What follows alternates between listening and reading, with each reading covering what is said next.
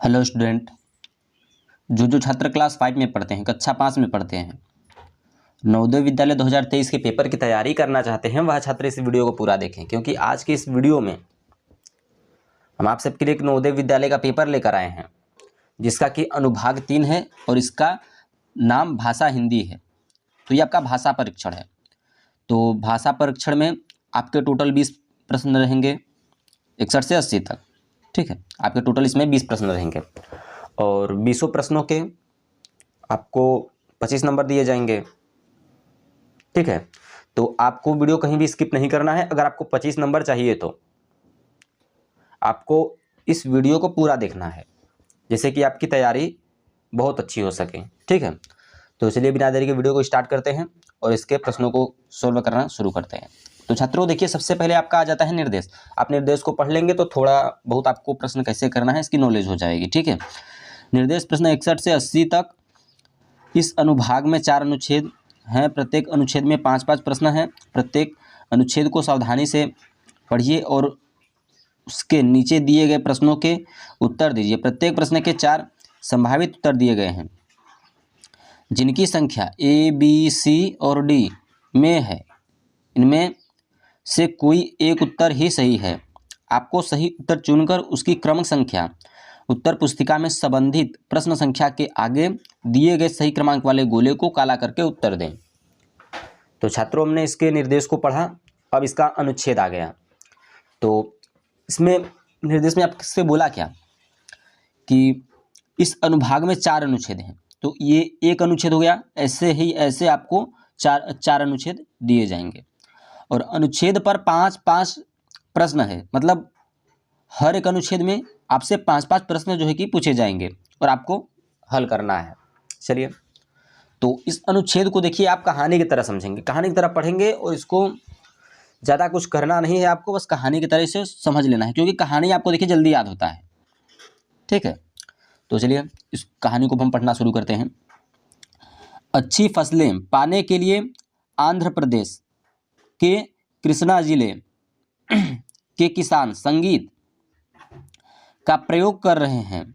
वे इसे स्वर उपचार सोनिक ट्रीटमेंट कहते हैं। सोनिक ट्रीटमेंट कहते हैं। किसान अपनी फसलों के ऊपर बांस के डंडे में टेप रिकॉर्डर बांध देते हैं और आधे घंटे के लिए दिन में 2 बार फसल को संगीत सुनाते हैं। परिणाम स्वरूप गन्ने की पैदावार में 6 से 8 टन प्रति एकड़ तक की वृद्धि इस स्वर उपचार से हो गई। इसका परिणाम हुआ कृषकों को 5,400 रुपये से 7,200 रुपये तक की अतिरिक्त आय अनेक प्रकार के संगीत के साथ प्रयोग करने पर यह खोजा गया वाद्य संगीत गन्ने की पैदावार में सर्वाधिक वृद्धि करता है। चीनी के कारखानों ने कृषकों को संगीत के कैसेट बंटवाए और परिणाम लाभकारी रहे। तो छात्रों, आई होप कि आपको ये समझ में आया होगा। अब इसी से आधारित आपसे प्रश्न पूछा जाएगा। चीनी उद्योग ने स्वर उपचार को बढ़ावा दिया, तो किस प्रकार बढ़ावा दिया वही आपको बताना है। तो देखिए, प्रश्न नंबर जो 61 है इसका आपका सी रहेगा, कृषकों को कैसेट्स निःशुल्क बांटकर। चलिए 62 को देख लेते हैं। फसलों को स्वर उपचार दिया गया, तो फसलों को जो है कि स्वर उपचार दिया गया, तो किस प्रकार से दिया गया। तो 62 का भी देखिए सी सही होगा, एक दिन में 2 बार। और 63 स्वर उपचार में सबसे अधिक प्रभाव वाला संगीत पाया गया, तो वो कौन सा था। तो वह देखिए आपका ये जो है ना प्रश्न नंबर 63, इसका आपका डी से होगा वाद्य। वाद्य हमने देखिए कहानी में पढ़ा था। और चलते आगे 64 स्वर उपचार का प्रयोग किस प्रकार किया गया? तो गन्ना, कृषक, फसलें, बांस। तो यहाँ पर स्वर उपचार, तो ये छात्रों जो आपका 64 है, इसका देखिए सभी फसलें, तो इसमें से जो बोल रहा है वह सभी है। ठीक है, चलिए प्रश्न नंबर 65 को देख लेते हैं। स्वर उपचार में संगीत का सहारा लिया जाता है तो वह किसके द्वारा लिया जाता है? तो ये जो आपका प्रश्न नंबर 65 है, इसका आपका देखिए सी सही होगा, कृषकों की आय बढ़ाने में। चलिए अनुच्छेद दूसरे को पढ़ लेते हैं। अनुच्छेद दूसरा, फिल्म के निर्देशक को दृश्यों की शूटिंग करने में बड़ी कठिनाई का सामना करना पड़ा।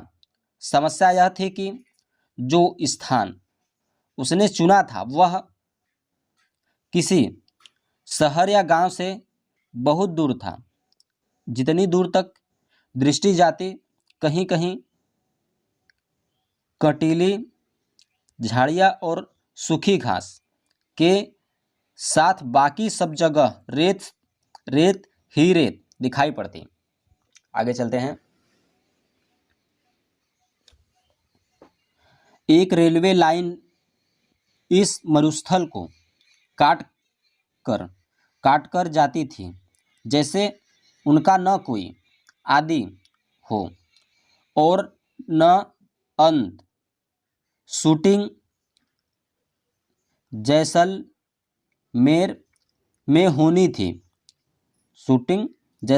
होनी थी और क्रू को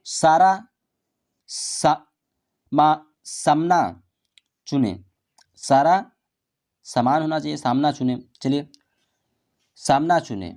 हाँ, ये आपका यही देखिए जो लिखा है वही आपका सही होगा। ठीक है, सामना चुने हुए स्थल तक ले जाना था।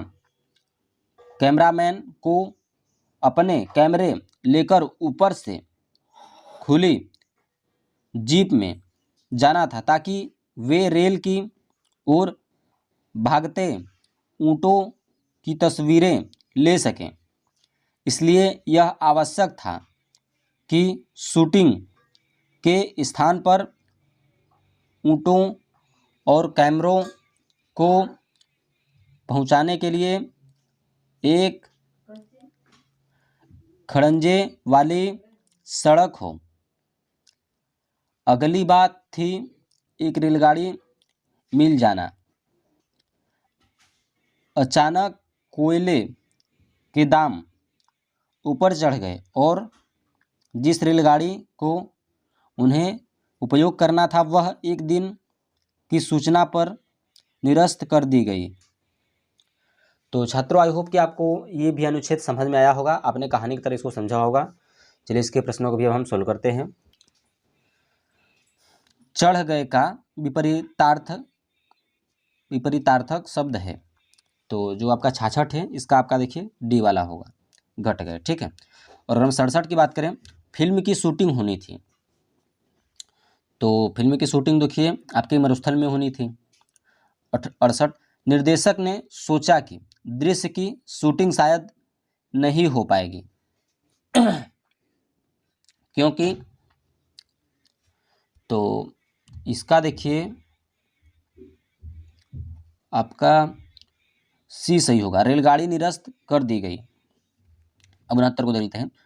ऊपर से खुली जीप की आवश्यकता थी क्योंकि आपका इसका देखिए जो सही होगा वह रेलगाड़ी उपलब्ध न थी। ठीक है, चलिए 70 को देख लेते हैं। चारों ओर कटीली झाड़ियाँ थी क्यों थी? तो इसका भी देखिए आपका सी वाला सही होगा, जगह मरुस्थल में थी। अब अनुच्छेद तीसरे को देख लेते हैं। इसके भी कहानी को आप थोड़ा सा समझेंगे अच्छे से। एक दिन बापू के सहयोगी श्री पोलक ने गांधी जी के 13 वर्षीय पुत्र मणिलाल को कार्यालय से एक पुस्तक ले जाने को कहा, किंतु मणिलाल एकदम भूल गए जब तक कि श्री पोलक ने उन्हें शाम को याद नहीं दिलाई। गांधी जी ने इसके बारे में सुना और कहा, बेटे, रात अंधेरी है और रास्ता लंबा तथा सुनसुना, तुम्हें लगभग 6 मील चलना होगा, किंतु तुमने श्री पोलक से वादा कर लिया है, जाओ और अभी लेकर जाओ। बा और परिवार ने जब बापू के निर्णय के बारे में सुना तो वह बहुत घबरा गए। वे जानते थे कि एक बार बापू जो तय कर लेते हैं कोई उसे बदल नहीं सकता। दयालु और उदार बापू कभी कभी चट्टान की तरह दृढ़ हो जाते थे। उन्होंने यह पक्का कर लिया कि मणिलाल वह पूरा करे जिसका वे वादा कर चुके थे। तो छात्रों, आई होप कि आपको ये भी कहानी थोड़ा सा समझ में आया होगा, तो थोड़ा सा और आपको अच्छा से समझना चाहिए, ठीक है। तो ये जो प्रश्न नंबर 71 है, इसका आपको जवाब देना है। इस कहानी में गांधी जी के चरित्र की कौन सी विशेषता दिखाई पड़ती है? निर्दयता या फिर निष्कपटता, ईमानदारी, दृढ़ता। तो यहाँ पर देखिए आपका जो सही होगा, प्रश्न नंबर 71 जो है आपका सही होगा, वह दृढ़ता का। किसका दिखाया गया है? वह दृढ़ता का, क्योंकि हमने पढ़ा था ना जिस हिसाब से, ये उसी हिसाब से है। चलिए आगे चलते हैं, आगे के प्रश्नों की तरफ। तो छात्रों, अब हम आगे के प्रश्नों की तरफ आ चुके हैं और गांधी जी ने मणिलाल को रात में कार्यालय भेजने का आग्रह किया क्योंकि वे चाहते थे कि मणिलाल को वादा पूरा करना सिखाया जाए। तो आपका यही सही होगा, ठीक है, 72 का डी होगा। आगे चलते हैं 73। कहानी में पहले क्या हुआ था? प्रश्न नंबर जो 73 है, कहानी में पहले क्या हुआ था? तो इसका देखिए जो सही होगा वह सी वाला होगा। पोलक ने मणिलाल को पुस्तक लाने को कहा। आगे चलते हैं 74 की तरफ। मणिलाल श्री पोलक के लिए पुस्तक नहीं लाए क्योंकि वे भूल गए थे, ठीक है। और प्रश्न नंबर 75, बापू ने मणिलाल को क्या करने के लिए कहा? तो अब ये 75 है, तो इसका देखिए बी सही होगा, तुरंत पुस्तक लेकर जाए। तो छात्रों, आई होप कि आपको ये सारे प्रश्न क्लियर हो गए होंगे। चलिए, आपका ये लास्ट अनुच्छेद है और इस पर भी आपसे 5 प्रश्न पूछे जाएंगे, इसको भी आपको सॉल्व करना है। चलिए, क्या आप जानते हैं कि मकड़ियाँ कीट नहीं हैं, वे असल में पशुओं के ऐसे समूह से संबंधित हैं जिनकी 8 टांगें होती हैं और उनमें विष होता है। मकड़ियों के अनेक प्रकार हैं, वे संपूर्ण विश्व में रहती हैं और किसी भी बस्ती में पाई जाती हैं। वे अंधेरी जगहें पसंद करती हैं, जिनमें शामिल है आपका घर, कोठरी, यहाँ तक कि तहखाना भी। मकड़ियाँ बड़ी मज़ेदार होती हैं। कुछ अपना शिकार पकड़कर खाने के लिए जाल बुनती हैं।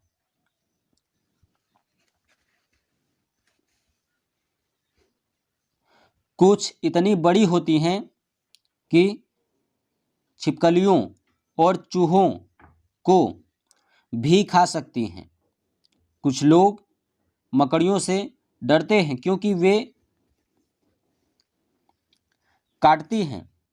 हालांकि अधिकांश मकड़ियाँ तभी काटती हैं जब उन्हें लगता है कि वे खतरे में हैं, जबकि अधिकतर कोई हानि नहीं पहुंचाती।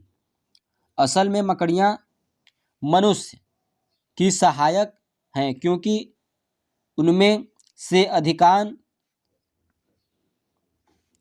अधिकांश तिलचट्टों और मच्छरों जैसे जीवों को खाती हैं। तो छात्रों, ये कहानी जो था वह काफ़ी मज़ेदार था। आपने इसको पढ़ा होगा और कुछ न कुछ ज़रूर समझा होगा। तो अब आपसे प्रश्न पूछे जाएंगे, आपको उसके उत्तर देने हैं। चलिए, बस्ती का अर्थ है, तो बस्ती का अर्थ क्या है? रहने की जगह, सही है, ठीक है। और 77 की बात करें, कुछ मकड़ियाँ अपना शिकार को पकड़ती हैं, तो ये आपका 77 है। इसका देखिए आपका सही होगा, उन्हें जाल में फंसा कर, ठीक है। और अगर हम 78 की बात करें, मकड़ियाँ लोगों की सहायक कैसे हैं? मकड़ियाँ लोगों की सहायक कैसे हैं? तो इसका देखिए 20 होगा, वे कीड़े मकोड़े को खाती हैं। 79, मकड़ियों की टांगे होती हैं। तो अब मकड़ियों के कितनी टांगे होते हैं वो आपने कहानी में पढ़ा होगा अच्छे से। तो जो छात्र पढ़े होंगे वो सबसे पहले तो कमेंट में बता दें, हमारे बताने से पहले ही। चलिए अब हम इसको बता देते हैं। तो इसका देखिए होगा 8। देखिए पढ़ा था ना हमने कहानी में। चलिए लास्ट प्रश्न को देख लेते हैं। मकड़ियों के बारे में कौन सा कथन सत्य नहीं है? तो इसका देखिए 20 सही होगा, सभी मकड़ियाँ छिपकलियों और चूहे को खाती हैं। तो छात्रों, आई होप कि आपको ये सारे प्रश्न क्लियर हो गए होंगे। तो चलिए अब तक के लिए इतना ही, मिलते हैं हम आपको सेकंड वीडियो में। तो देखिए आप सब 29 अप्रैल की तैयारी अच्छे से करते रहिए। जो छात्र इस चैनल पे नए आए हों वह इस चैनल को सब्सक्राइब कर लें, और जो छात्र पढ़ना चाहते हैं वह कमेंट करें। चलिए अब तक के लिए इतना ही, मिलते हैं आपको नेक्स्ट वीडियो में। Good bye.